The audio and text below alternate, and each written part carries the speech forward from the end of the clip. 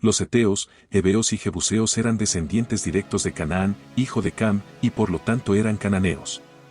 Los gergeseos, los amorreos y los fereceos también eran habitantes de Canaán. Cananeo también se refiere a todo aquel que vivía en la tierra de Canaán, sin entrar a considerar la raza. Indudablemente, estos grupos se habían mezclado mediante casamientos entre unos y otros, y para la época en la que Israel se acercó a la tierra prometida, estos cananeos habían llegado a ser un pueblo extremadamente inicuo e idólatra.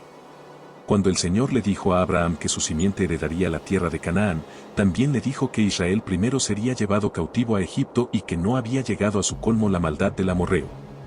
Ahora, varios cientos de años más tarde, los amorreos habían alcanzado aquel nivel de iniquidad.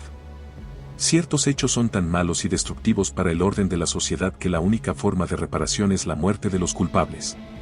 A Nefi se le dijo que la muerte de Labán era justificada porque su maldad amenazaba la existencia espiritual de toda una nación futura. El Señor comenzó su explicación de ese principio diciendo, «He aquí que el Señor destruye a los malvados para 205 que se cumplan sus justos designios».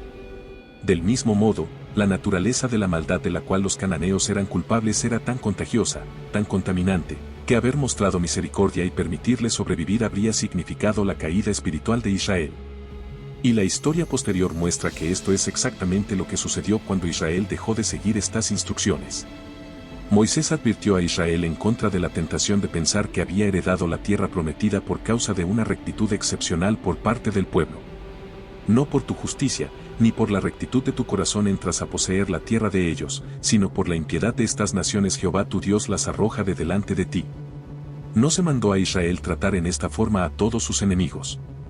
Un comentarista explica la razón por la que los cananeos eran diferentes. El segundo mandamiento prohíbe las imágenes grabadas como objetos de adoración, requiere la destrucción de toda forma de adoración de ese tipo. No te inclinarás a sus dioses, ni los servirás, ni harás como ellos hacen, antes los destruirás del todo, y quebrarás totalmente sus estatuas. En Deuteronomio el contraste es bien claro, la obediencia significa por un lado destruir todos los lugares de adoración idólatra y, por otro, llevar ofrendas a Dios en la manera prescripta y en los lugares indicados. El mandamiento de destruir los lugares de idolatría e imágenes es reiterado en Deuteronomio. Pero en ciertos casos la destrucción de las imágenes grabadas requirió también la destrucción del pueblo que adoraba a esas imágenes. No solamente se prohíben los convenios con los cananeos, sino los casamientos también. Los cananeos fueron dedicados, apartados o santificados a muerte por orden de Dios. Este es un punto importante que necesita nuestra atención. La ley específicamente prohibía represalias contra los egipcios o cualquier otro extranjero. En lugar de venganza, los israelitas debían recordar su opresión en Egipto como medio de mayor dedicación a la justicia para todos bajo la ley de Dios. Habiendo sufrido injusticia por manos extranjeras, debían tener cuidado de evitar ser instrumentos de injusticia como los egipcios. Egipto buscó exterminar a todos los hebreos, pero a Israel se le mandaba ser justo con todos los egipcios de acuerdo con su obediencia o desobediencia a la ley. Pero todos los cananeos fueron condenados o apartados a muerte. No se trataba de hostilidad hacia Israel sino hacia la ley de Dios. Egipto era enemigo de Dios, como Canaán, pero la iniquidad de Canaán había llegado al colmo ante la vista de Dios. La prostitución y la homosexualidad habían llegado a ser prácticas religiosas al punto en que la gente se sentía orgullosa de su depravación. Su iniquidad había rebasado los límites, era total. Consecuentemente, Dios los sentenció a muerte e hizo que Israel fuera el verdugo.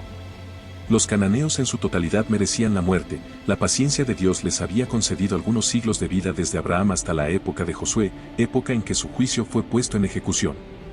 El fracaso de Israel en llevar a cabo esta ejecución se tornó finalmente en su propia condenación. Nefi dijo acerca de los cananeos, el que es justo es favorecido de Dios. Pero he aquí, los de este pueblo habían rechazado toda palabra de Dios y se habían madurado en la iniquidad.